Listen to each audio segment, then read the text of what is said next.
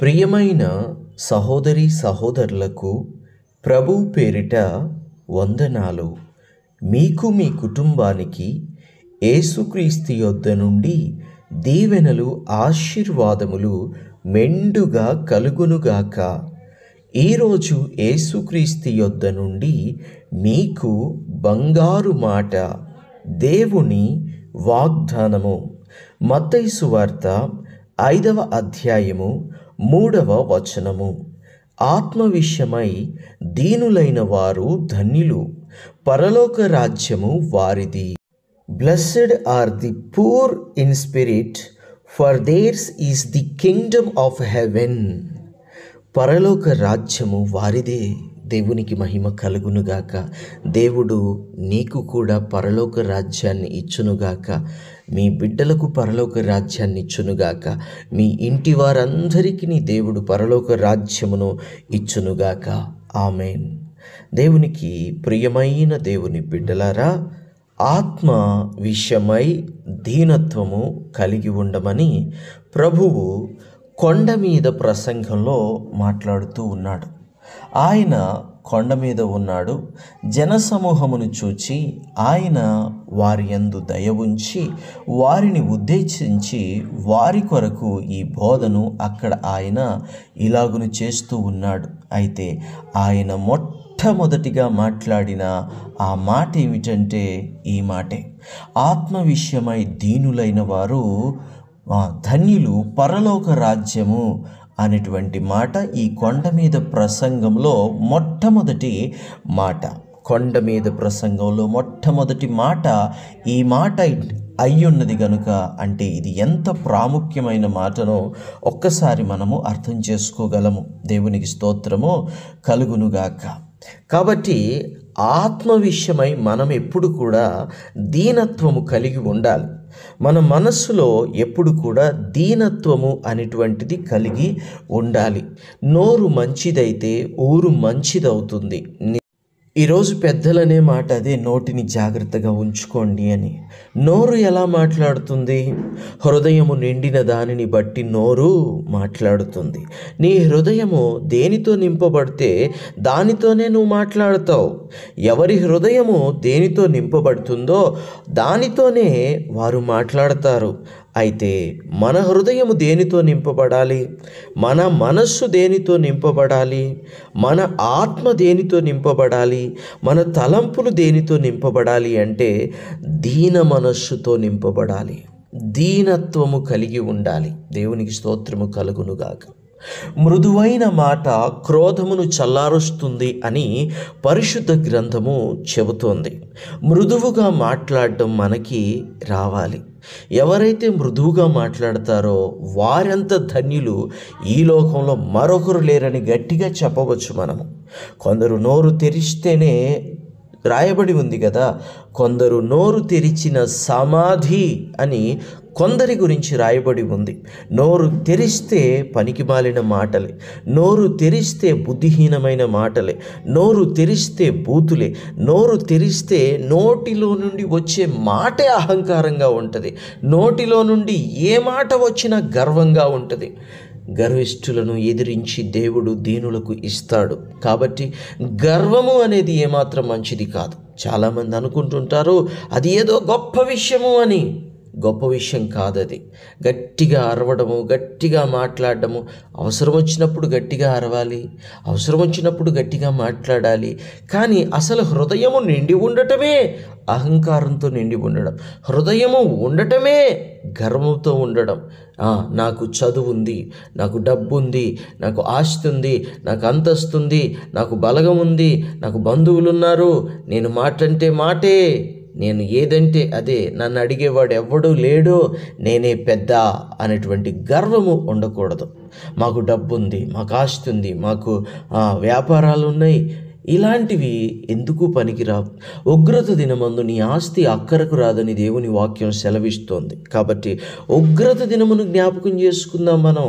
త్వరలో యేసు రాబోతున్నాడు.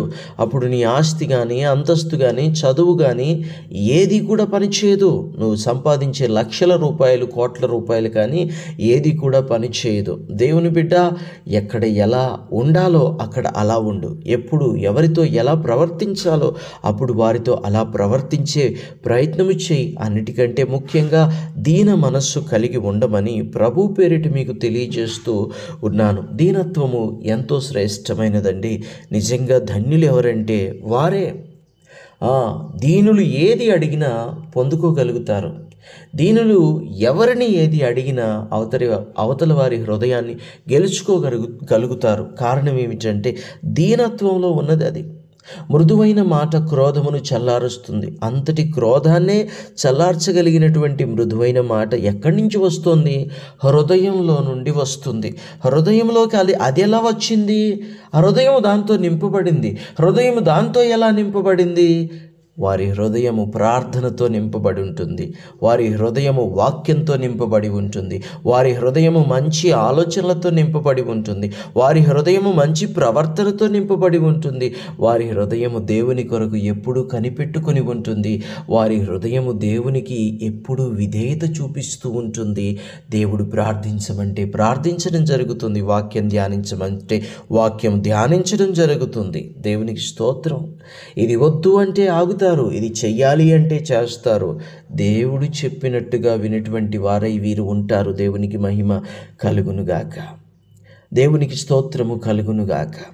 అయితే మనం పెరిగే వాతావరణాన్ని బట్టి కూడా, మనం పెరిగే ఏరియాని బట్టి కూడా మన ప్రవర్తన ఆధారపడి ఉంటుంది. కనుక పెద్దలు అన్నట్టుగా దుష్టునికి దూరంగా ఉండమని పెద్దలు అన్నట్టుగా ఇక మరి కీర్తనల గ్రంథంలో చెప్పబడిన రీతిగా దుష్టుల ఆలోచన చొప్పున నడవక, పాపుల మార్గమున నిలువక, అపహాసకులు కూర్చుండు చోటున కూర్చుండక, యెహోవా ధర్మశాస్త్రమునందు ఆనందించుచు దివారాత్రములు కానీ మనం ధ్యానిస్తూ ఉన్నట్లయితే తప్పకుండా మనకు అలాంటి మనసు వస్తుంది. దుష్టునికి అపవాదికి అసలు చోటివ్వద్దు. మనము దుష్టునికి అపవాదికి చోటిచ్చినప్పుడు మనము జీవితంలో అనేకమైనటువంటి శోధనల గుండా వెళ్ళవలసి వస్తుంది. ఎందుకంటే వాడు శోధకుడు, వాడు అపవాది. వాడు ఎక్కడ దొరుకుతారా అని మనల్ని చూస్తూ ఉంటాడు. మనల్ని ఎక్కడో ఒక చోట పడేయాలని చూస్తూ ఉంటాడు. వాడు శోధకుడు, వాడు అపవాది, వాడు దుష్టుడు, వాడు దొంగ. వాడు ఇప్పుడు కాదు, వాడు మొదటి నుంచి దొంగ, వాడు మొదటి నుంచి శోధకుడు, వాడు మొదటి నుంచి కూడా కుయుక్తి గలవాడు, వాడు మొదటి నుంచి కూడా అపవాది. కాబట్టి వానికి చోటు ఇవ్వకండి. మీరు వాని మాట వినకండి. మీరు ఎవరి మాట వినాలి? ధర్మశాస్త్రం మాట వినాలి. హల్లెలూయా. దేవుని మాట వినాలి.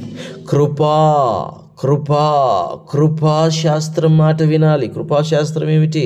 క్రొత్త నిబంధన కృపాశాస్త్రం మనకి. దేవునికి మహిమ కలుగునుగాక. యెహోవా ధర్మశాస్త్రమునందు ఆనందించుచు దివారాత్రములు దాన్ని ధ్యానించువాడు ధన్యుడు. అతడు నీటి కాలవల ఒడ్డు యోరున నాటబడినదై ఆకు వాడక తన కాలమందు ఫలమిచ్చు చెట్టు వలె ఉండును. అతడు చేయునదంతయు సఫలమగును. దేవునికి మహిమ కలుగునుగాక. కాబట్టి దేవుని బిడ్డ, ఆత్మ విషయంలో దీనత్వం కలిగి ఉండు. నేను జ్ఞానిని కదా అని నీవు అనుకోవద్దు అని వాక్యం అంటోంది.